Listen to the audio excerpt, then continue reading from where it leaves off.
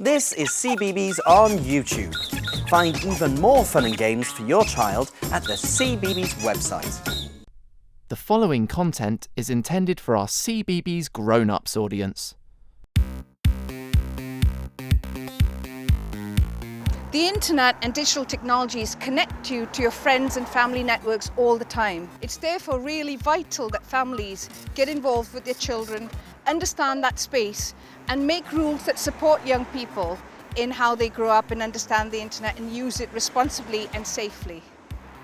I'm here to meet Tommy and Tracy to help them address some of the concerns they have about helping their children stay safe online.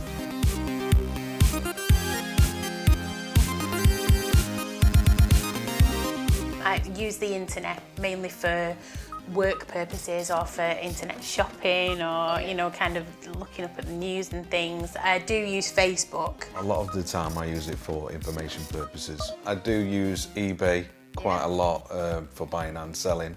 Well, I have Facebook and Twitter. Right. And on Facebook I have a page for my music, which I post videos onto. I normally play like Black Ops and Minecraft. Do you always play with your friends only, or are there times when you have played with other people? Friends games, but then their friends join as well. So there might be people you don't know. Yeah. What do you like about YouTube? I just like watching people play on mini games and all that, like on Black Ops and Minecraft. Ben follows a certain kind of YouTube star. I think one of the main ones that he follows is called Stampy Longnose. What happens with Ben then, anybody who could come in and say, I know Stampy Longnose, Ben automatically thinks he'll get a grip of that and think, well, I want to know you because you know him. Absolutely. And then we need to educate Ben that that person might not necessarily know the star that you want to follow. Us educating ourselves with these YouTube stars, we can then educate Ben into knowing exactly the same things. Children are going to explore, and children are going to want to learn more about the internet, access communities, friends. And in and of itself, if you've got a child who's a teenager, 14, 15, talking to strangers is not necessarily dangerous. It's about learning to work with that. How do you tell when an interaction's inappropriate, when somebody's crossed a boundary? And it's making sure your children have that confidence to come and talk to you. Yeah. The single biggest investment you make in terms of keeping them safe is actually keeping an open channel of communication, giving them your support so that if trouble does arise in some shape or form, you're not judging them, you're not taking away all their kit straight away, you're having a conversation to understand.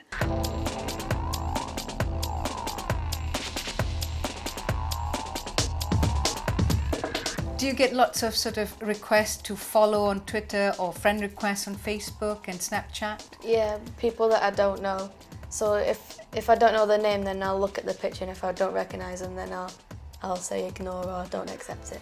But like on Twitter, I speak to more people that I don't know. No, absolutely. And I have met one person off Twitter at a concert.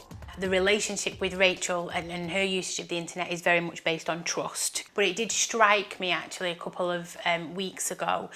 We were at a concert and she pointed somebody out 4 rows behind and said, oh, that's such a body, she's from Birmingham.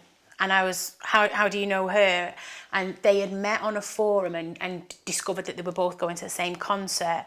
But I was really amazed and shocked that Rachel had kind of given somebody that length of information, even to the point of which row we were sitting in. It just made me really second think at the level of trust that we give to Rachel in terms of the usage of the internet. Sometimes, and they're a very small minority of people, do actually create fake profiles as well. Yeah. And they do use pictures sometimes to get you to trust them.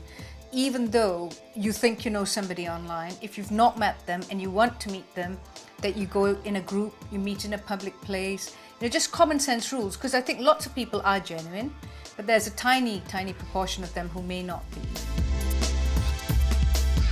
Every teenager is putting up photos, and every teenager is potentially talking to a stranger on an Xbox game or a PS3 game, but it's getting them to think about what photos do I put up online?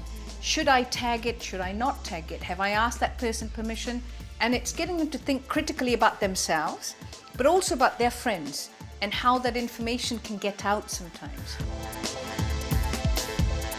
I look at it very much as a a non-internet world and an internet world, but it actually is one world, and it's a digital era that the children are growing up in, so it's something that I probably need to get a little bit more genned up about. Even though I'm tech savvy myself and I know quite a bit about the internet and websites and things like that it's forever evolving, so you know, I mean, as much as the internet evolves, we've got to evolve as well, so we can still teach the children about online security and things like that.